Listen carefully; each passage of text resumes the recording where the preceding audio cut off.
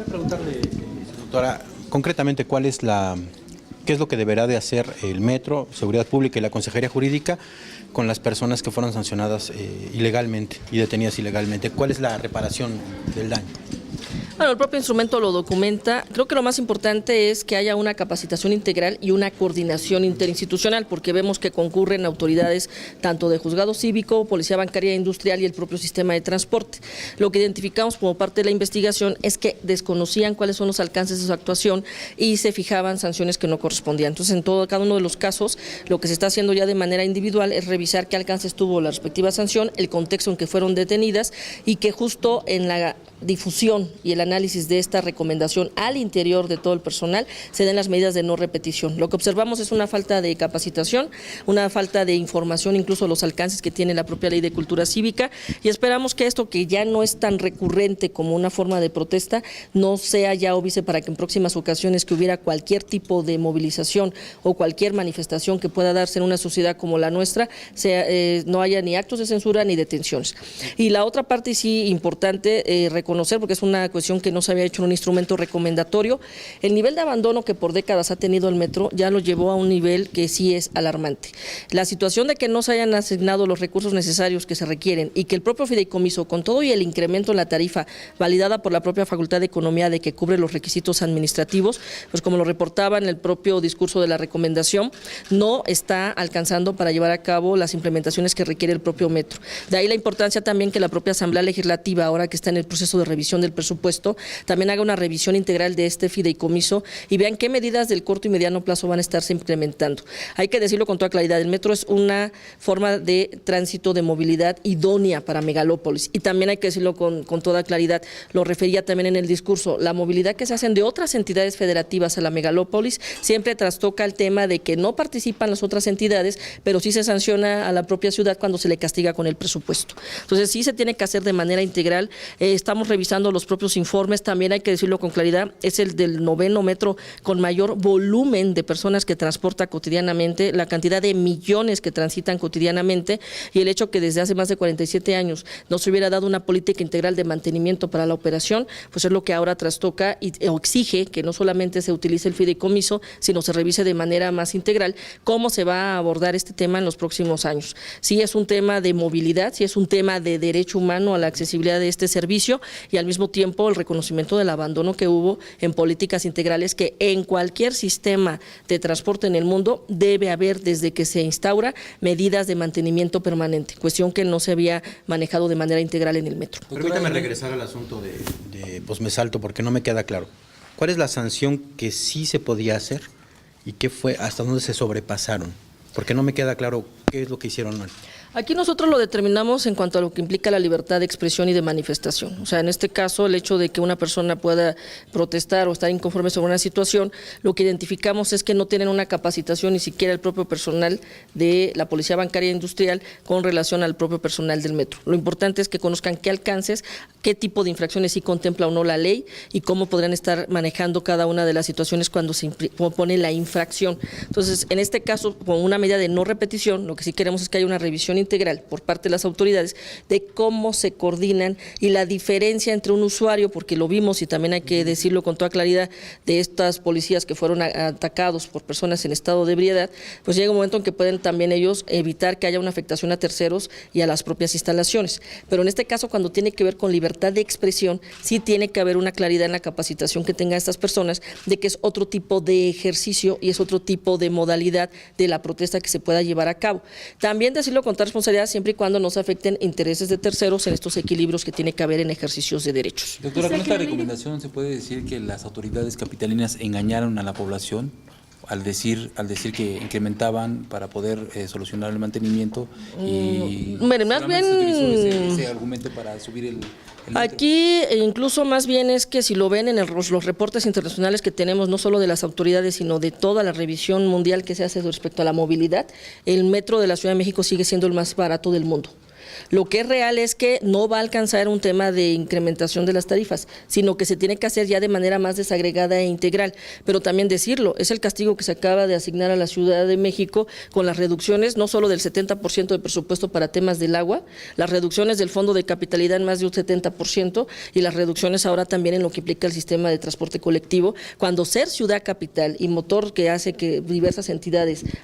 transiten en la propia ciudad cotidianamente y el nivel de volumen de personas que transitan, entonces no pasa ya solamente por un tema de tarifas, pasa por un tema de mantenimiento, operatividad, 47 años de un servicio que se había dejado por décadas en una falta de implementación operativa, y ahora el hecho de que la propia tarifa y el fideicomiso que se está revisando, por supuesto que no da, y lo han reportado las propias autoridades, para que se pueda seguir abasteciendo el servicio con calidad. De ahí la importancia, una, de sí reportar el hecho de que este es un transporte que no es solo de la ciudad, otra, el tema de las reducciones presupuestales que no se están previendo para las necesidades que se están teniendo ya de mantenimiento y operatividad del servicio, y la otra, la revisión integral que puede estar haciendo estos días la propia Asamblea Legislativa de cómo van a ser programas de corto y mediano plazo para la operatividad y mantenimiento del propio servicio. O sea, aquí es un tema así justo de evidenciar que sigue siendo uno de los mejores transportes que tiene la ciudad para el transporte masivo que se implica ser megalópolis, pero que ha habido omisiones de lo propio que implica el hacer megalópolis y capital de otras entidades federativas que se benefician del servicio, pero que no se aporta al momento de la revisión integral del presupuesto. Y la otra, que ya estas medidas que sí vemos, nos han reportado la propia autoridad, de cómo manejar ya el mantenimiento, la operatividad, cuestiones de ya no importar las piezas, cuestiones de acercarse a academia para que les den este servicio, todo esto que ya se viene en el corto plazo implementando, pues son medidas que están atenuando omisiones de décadas y que sí hay que visibilizar que el transporte se debe respetar, se debe usar razonablemente, pero que el volumen, el tránsito, el abandono que tuvo por décadas, en este momento sí requiere una estrategia integral y visibilizar esta necesidad a la sociedad de que sí hay una corresponsabilidad tanto federal y local y conurbada para el hecho de que siga funcionando este transporte. Pero entonces el transporte que tenga denuncias en contra de, como en el metro, y que se visualice en un futuro de no tomarse las medidas necesarias. Yo creo que esto se tendría que hacer como un reflejo hacia las otras metrópolis que actualmente están desarrollando el sistema. El propio estado de Jalisco está implementando ya su metro subterráneo, en Monterrey también ya como ciudad, o sea, en pequeñas metrópolis donde se está empezando a dar este servicio que incluso ya está rebasado por el transporte terrestre, sino que se requiere este tipo de modalidad, sí pueden estar viendo que haya candados desde que se implementa el servicio que tengan partidas para el mantenimiento y operatividad. No se nota, no se ve a una nueva hora a diferencia de un mantenimiento, pero al dejar de hacer el mantenimiento o los costos que en su momento tuvo el tránsito en la ciudad y el crecimiento conurbado, más el hecho del tránsito cotidiano, no es menor decir que sea el 9º en el mundo del nivel de volumen que transitan diariamente. Entonces, sí es una buena posibilidad de revisión integral, incluso ya se planteó en Hábitat 3, en las reuniones de lo que implican las ciudades del mundo, que este tipo de transporte es el que se tiene que privilegiar. O sea, ahí no nos equivoquemos en el hecho de que por supuesto es necesario y es el más eficaz, pero ¿qué hacer para que sea operativo? ¿Qué hacer para que no colapse en los momentos en que ante recortes presupuestales no haya esta conciencia? Y sí nos interesa visibilizar que no pasa por un tema de dineros, sino justo de fiscalización, de control, de revisión, de integración, pero está en un desfase impresionante el tema de lo que implica el servicio, lo que en su momento está aportando el propio Estado, pero los desgastes que ha tenido por el propio mantenimiento. Entonces creo que es una alerta integral de lo que se puede hacer con una política de movilidad que ha dado este servicio, pero que al día de hoy sí es el hecho de decir los reportes que nos llegan sobre el mantenimiento, sobre las detenciones de los trenes, sobre el estado de las escaleras, etcétera, también es una parte que en la recomendación posicionamos que se agilicen y se puedan reportar de manera más efectiva el cómo ir atendiendo estas necesidades. Pero ¿qué nos van a decir las autoridades? Tenemos una restricción histórica de los servicios. Se tiene que asumir ya como una cuestión integral, de política integral desde la propia Asamblea en la revisión del fideicomiso y de otras políticas que se han estado siendo bastante eficaces, que es la coordinación con instituciones de educación superior, que ahora ellos le están apoyando en generar las piezas de refacción en la propia ciudad para que no se importen esos servicios. Y también recuerden el tema económico, el hecho mismo de los costos ahora del dólar, automáticamente viene a trastocar del análisis que veníamos nosotros haciendo de meses sobre el metro, pues ahora incrementa justo el porcentaje de los déficits que van a tener si siguen haciendo las importaciones por el monto mismo de la moneda. Pero entonces te tuvo que antes analizar cómo se asignaban recursos o de dónde se obtenían que aumentar la tarifa. No, en este caso lo que sí se revisó por parte de la Facultad de Economía, ahí pedimos nosotros el dictamen por que lo hicieran especializado, fue todo el mecanismo administrativo que implica el hecho de haberse llevado a cabo el incremento. Lo que nos reporta la Facultad de Economía es que sí se ya agotaron los procesos y que efectivamente no hay ninguna situación irregular en que se haya incrementado. La verdad, ya sobre el incremento no, es más bien que indistintamente del incremento, el metro está colapsado. Tenemos un porcentaje, lo decía ya en cifras, pues viene en el informe para no traer ahí imprecisiones, pero el hecho de que hasta tarde más de 20 o 24 años en poder llegar a la operatividad si se usara con los recursos disponibles, pues ya es inconcebible, porque más bien sigue incrementándose el volumen. Entonces, aquí la cuestión es si se verificó y no ha habido tampoco un pronunciamiento de violación a derechos humanos por incrementar tarifas en materia del metro en los 23 años de la comisión, que sí revisamos que no hubiera ninguna irregularidad del debido proceso y de la cuestión de seguridad jurídica del trámite que tenían que haber llevado. Ahora, ¿qué es otra parte que estamos pidiendo también en la revisión integral? Que el fideicomiso que se armó ya no solo garantice la operatividad que estaban diciendo, sino el tema del mantenimiento, a sabiendo que ese fideicomiso solo va a alcanzar a un 5.4% de todo el global de las necesidades del metro. ¿Qué nos implica ya reconociendo esta realidad? Que no va a alcanzar ni siquiera un tema de incrementos y que ya también lo decíamos en el discurso, el gobierno ya reconoció y se comprometió que no habrá más incrementos. Muy bien, no habrá incremento, pero ¿qué sí tendrá que hacer entonces con gobierno federal, con otras entidades federativas, con la propia asamblea, para garantizar la operatividad del corto y mediano plazo? O sea, sí es que decirlo con esa visibilización. Sí hay un problema, está latente, sí hay opciones, sí hay posibilidades que han tratado de explorar las autoridades, pero está rebasado y más ahora con estos castigos presupuestales que se dio a la Ciudad de México. Entonces, cuidado, porque tiene que ver con operatividad y es uno de los mejores sistemas que se está operando y más allá de la tarifa, insisto, ahora es el tema de mantenimiento y operatividad cotidiana. Yo quería pedirle su opinión sobre este impuesto que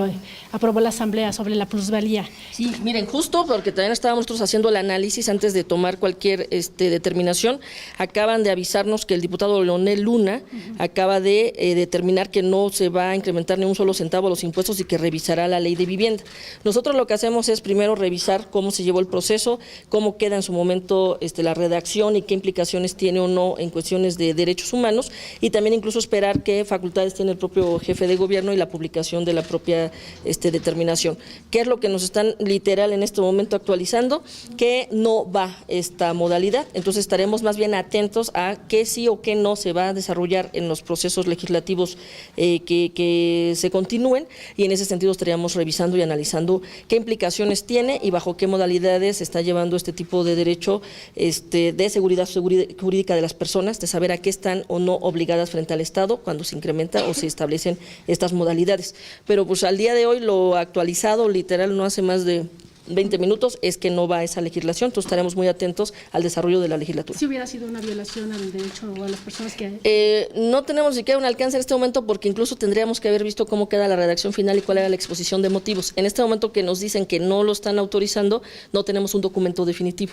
Que si somos prudentes siempre, cuando sí hay una determinación, entonces hacemos el análisis y ya podemos pronunciarnos. Al día de hoy nos acaban de dejar en suspenso, como quien dice, a ver si va a retomarse o no esa revisión, pero sí recordar el tema del desarrollo urbano con visión de derechos humanos, el tema de las construcciones irregulares, el tema de cambios de uso de suelo, que sigue siendo el gran pendiente de interconexión entre autoridades. Esa yo sí la sigo alertando, más allá de estas modalidades que en este momento no están vigentes. Gracias a todas y todos.